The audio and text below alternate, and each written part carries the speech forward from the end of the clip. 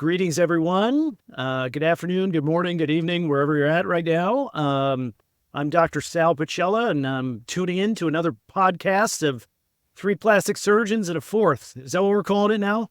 Yes. The whole 9 yards? All right. Yep. Sounds great.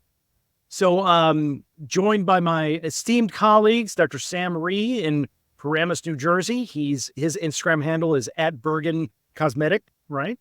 That's right. Dr. Sam Jejurikar in Dallas, Texas, of course, who you know, who is @Sam Jejurikar, or is it @Dr. Sam Jejurikar? That's Sam Jejurikar, no doctor. Sam Jejurikar. All right. And of course, our friend from the north, Dr. Larry Tong, who's in practice in Toronto, and it's @Yorkville Plastic Surgery. Gentlemen, we got a great episode today. We're going to be talking about surgical philanthropy or charity work or mission work that we do, and just give our experience and talk about, I think, giving back to the community. Before we do that, we're going to get into our disclosure here. So I'm going to hand it over to Dr. Jejurikar. This show is not a substitute for professional medical advice, diagnosis, or treatment. This show is for informational purposes only. Treatment and results may vary based upon the circumstances, situation, and medical judgment after appropriate discussion. Always seek the advice of your surgeon or qualified health provider with any questions you may have regarding medical care, and never disregard professional medical advice or delay seeking advice because of something in this show. Well, gents, I'm really excited to talk about this topic with you today. Those listeners who have heard our podcast before, a few years ago, we spoke about a specific organization that I work with, Fresh Start Surgical Gifts, and we'll kind of dive into that in a little bit. But first, I just want to kind of open it up and really, get your experiences on your thoughts on surgical philanthropy and charity work and mission work and things that you do in the community. Why don't we start with Dr. Jejurikar, who just came back from Bangladesh, I understand. Yes. Well, and I think that's an interesting distinction in terms of what you do versus what I do. Dr. Pacella has really made a meaningful impact in his own community. And I have struggled, I think, mainly because in our community, we actually have a system, Parkland Hospital, which is very much geared towards the indigent with an excellent training program. And the plastic surgery services actually tend to get very well covered in the city. So what I have done, thanks to Dr. Rhee years ago, I got introduced to an organization called Smile Bangladesh.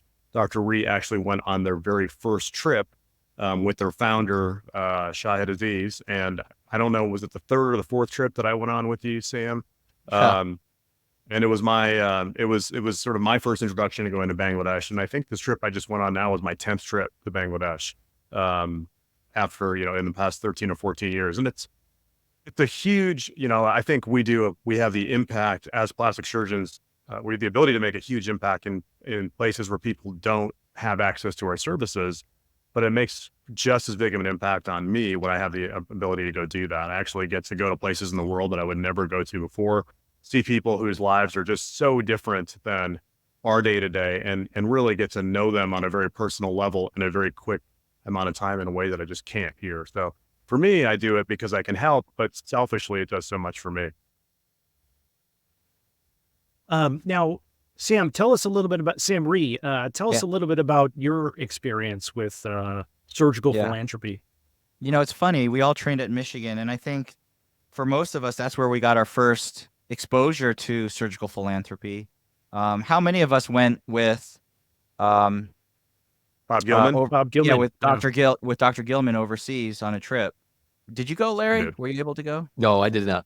Yeah. But I think that year there was like fears of kidnapping or something like that in Colombia. Yeah. They canceled it. Yeah, there may have been some instability at that point politically, but yes, but most of us, many residents did go, and that was most of our first experience in terms of charity or helping others with our surgical skills, and it was very eye-opening. It was an amazing trip. Really sort of opened my eyes to the possibilities of helping others using what we've learned. And ever since then, I've gone, as Sam has gone, to Bangladesh, and I've also gone to different countries as well. I've gone to China. We went to Colombia.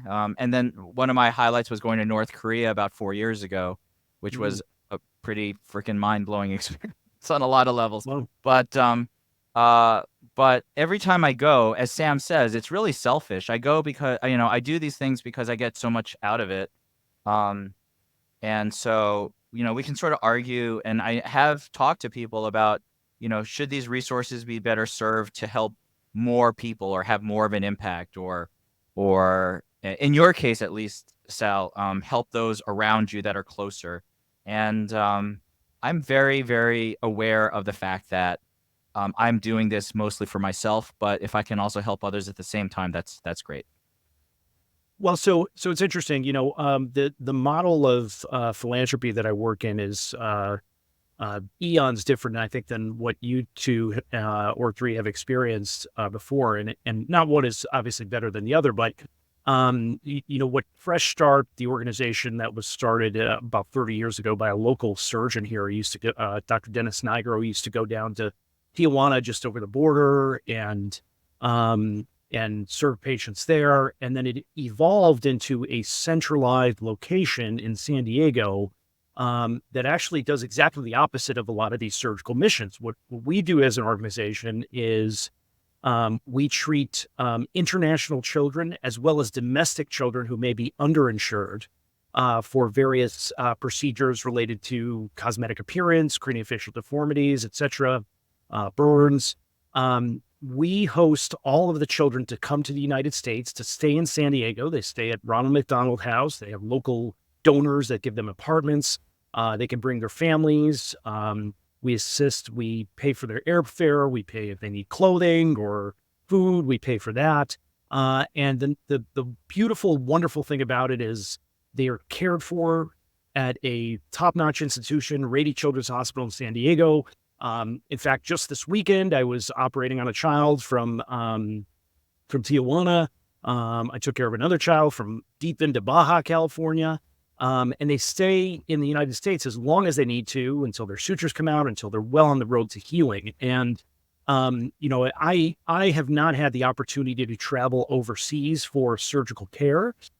It doesn't necessarily fit into my life right now, just with two small kids and a busy practice. Certainly, I would be willing to do that in the future.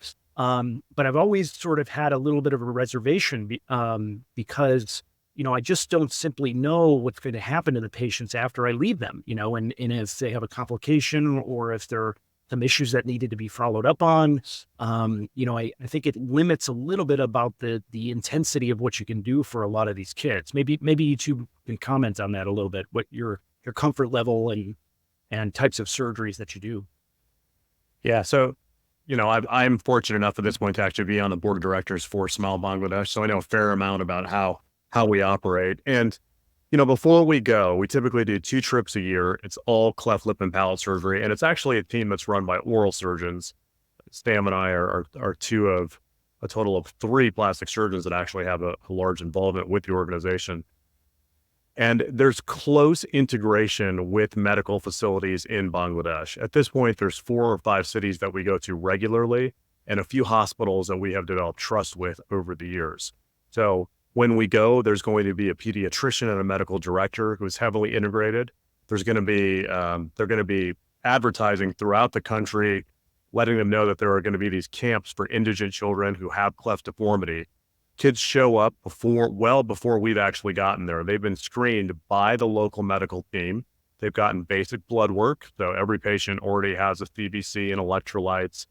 We have this day where we see just a massive patients, like, 50, 100 patients, which is sort of chaotic. They're in there for 3 or 4 minutes and we see them, we evaluate their deformities, the complexity of their deformities. If they need additional screening, like on this last trip, there were a couple of kids that we thought needed echocardiograms before we operated on them, and we were able to get those ahead of time. And then we prioritize them. So after that first day, we have typically 3 or 4 very, very busy operative days where we are operating from 8:30 or 9 in the morning till late at night, 10:30, 11 o'clock at night, doing a crazy number of cases. And we do that day in and day out for 3 or 4 days. And so you can get a large number of patients treated in a relatively short amount of time. The cases we're doing, if they're very complex, if there's a potential for a large amount of blood loss, we can't do that because we don't want to be surgeons that come in and harm the patients of the local community. But things like basic cleft lip deformity or cleft palate deformity or cleft revisions that need to be done, even basic cleft rhinoplasty. We can do that on these trips. And we can do them safely on these trips. And we have the ability, the problem is you just can't get 50 patients over to the US every few months. That's not feasible. But if we go there for about the cost of about $300 per patient, we can treat every patient and we can make a really big difference. That's fantastic. It kind of begs the question, you guys sort of mentioned at the beginning of the podcast here why you do it, and you said it was, sometimes that's a little bit of a selfish thing. You do it for your experience and for your feel, the feel good component of it. I mean, I think, we lost Dr. Tong here. I think he's got some recording issue, but I think he's back in. Yeah. And I agree with that. I think, with the way I sort of see it in the context of my life is, we've been very blessed and very fortunate to succeed academically, to succeed personally. And the discipline of plastic surgery, we've invested our lives into it, but we have reaped incredible rewards from it, both intellectually, personally, and financially. I mean, we make a great living at what we do. We help people. And to me, I think we have a bit of stewardship that needs to occur in our specialty. And unfortunately, when you look at the whole Hollywood, Beverly Hills kind of world, that doesn't really come to mind. I think we sort of need to say, hey, we need to pay it forward to society because we've been blessed with this ability to care for people the way we have. I don't know. Your thoughts on it? I mean, yes and no. So, I mean, one of the arguments I have had made to me is if you wanted to help more people, why not spend the money you're spending on that one child to have clean water filtration for an entire village somewhere? And you could help 500 kids or something, of that nature where we should be spending our money on, vaccines for malaria for kids so that they, or vitamins so that they don't have nutritional deficiencies, as opposed to helping 10 kids. You could help 1,000. And all of that is valid. But, you're trying to choose values on people's lives. I mean, I have seen the difference that Sam has made in a child's life. You've seen the differences on the children that you've made, the impact. And so weighing that, how does one weigh that? Like, what value can be placed on that kind of impact, especially if those children are truly making impacts in their own communities after they've gotten the corrective surgeries that we've performed. I think the one thing, the difference you were talking about going overseas or staying closer is that you can do fairly complicated surgeries, Sal, like very complicated surgery. Just for example, I've had a young gentleman, and was 15, who I've been caring for the last year. I think I've operated with him probably at least 3 or 4 times now with the ophthalmologist. We essentially rebuilt him an eye socket from nothing. And we could never do something like that out of country. He lives in Colombia. He comes here, stays for a couple of weeks, recovers from surgery, comes back for another stage. So, I think, we've obviously the charity has spent thousands and thousands of dollars on him. But is that going to make an impact? I mean, it certainly makes an impact for him and his family. I think, you have to, when you think about philanthropy, you have to, we're not all Bill Gates or Bezos, right? So we have to do what, if we choose to give, we have to do it within the sphere of our own orbit.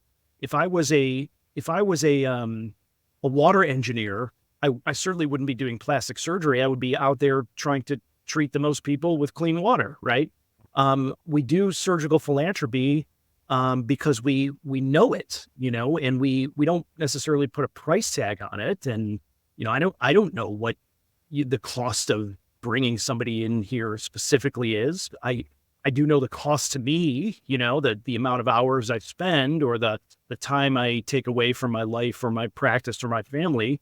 And that's that pays dividends, I think, in the future for everyone involved. And let's just say even I'm spending on a Saturday afternoon or Saturday morning, I'm spending time away from my children. Okay.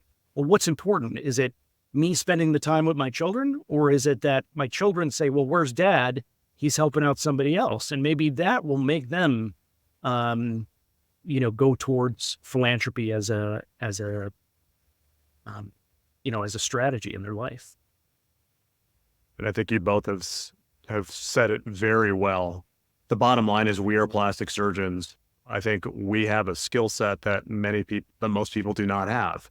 And so I feel like if we can make an impact doing what we know best, that's what we should do. And I think Pacella makes a huge impact in his local community. Rhee, you make a huge impact every time you go somewhere. Larry, I'm sure you make an impact somewhere. Thanks. But your internet went out, so you have no idea what we're talking about right now. Yes. Some technical difficulties. Sorry. Some technical difficulty. Mhm. But the bottom line is, I remember the first trip I took to Bangladesh. Again, I went there because Sam invited me to go along with him on that trip, and we went to the same site that I went to on this most recent trip. And on that trip, Sam and I actually met water engineers from Dallas, Texas, who were working. That location is right on the border with Myanmar or Burma, where there's this displaced a population of people called the Rohingyas who live in the largest refugee camp in the world, like 1 million people. And these water engineers from Dallas were very much there to help them come up with water filtration for this refugee camp. So the bottom line is if we all do our part in the world, we can make it a better place. As plastic surgeons, I feel like plastic surgery is what comes naturally to us. And so however we're doing it, I think is wonderful. Larry, I don't know what your thoughts are on this. Sam, I just had a question for you. You had mentioned earlier before my internet went out that you screen patients prior to choosing who you're going to operate on. I was just curious, is there a way that you guys rank which ones you're going to do, or do you just accept and then once you get to your sort of capacity, then you stop?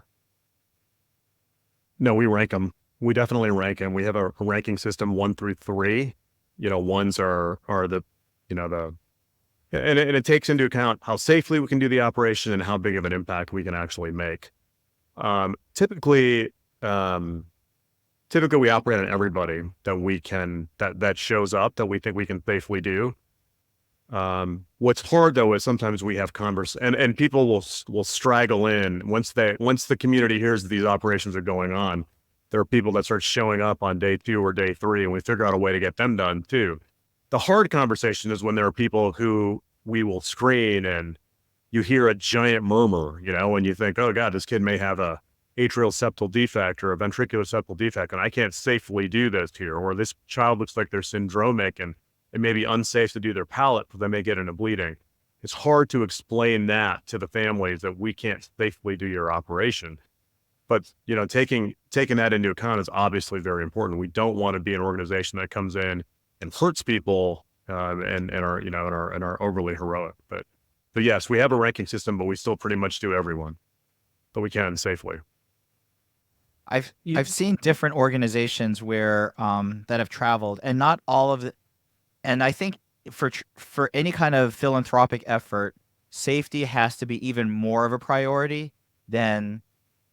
I mean, it is obviously a priority when you're operating in your own operating room at home, but in some ways it has to be even more stringent. Sometimes because the resources are limited as when you travel, or sometimes because these children that are traveling, like for example in Sal's case to your institution, they might have other issues, or as Sam said, or a lot of complications, and so the last thing you want is to try to help someone and end up inadvertently seriously harming them. And so I think, you cannot understate the importance of the people and the teams that we work with. I'm sure the anesthesiologists, the pediatricians, all of the other staff that, prepare and get these children ready. If that isn't in place, we really can't do what we do. So that screening, the decision that you and your team makes, Sam or Sal, when you bring patients in, like, it's a significant investment in time and effort for every child, and so you have to make sure that you are doing it safely. The other thing I want to mention here too is so we have in Fresh Start we have these what we call surgery weekends every 6 weeks or so, and we usually do some intense surgery on a Saturday and see the patients again, or screening on the Sunday morning after the event. And, it's certainly just not surgeons that are volunteering. It's a tremendous support staff. I mean, the logistics of putting one of these weekends on is tremendous, from porters to people doing laundry to people bringing food for the volunteers, people driving. It's a tremendous undertaking. And, you guys mentioned, plastic surgery is in our sphere, and so we do what we can, and that's where our talents allow us to take it. But, anyone can be involved with any charity, just if you have the wherewithal.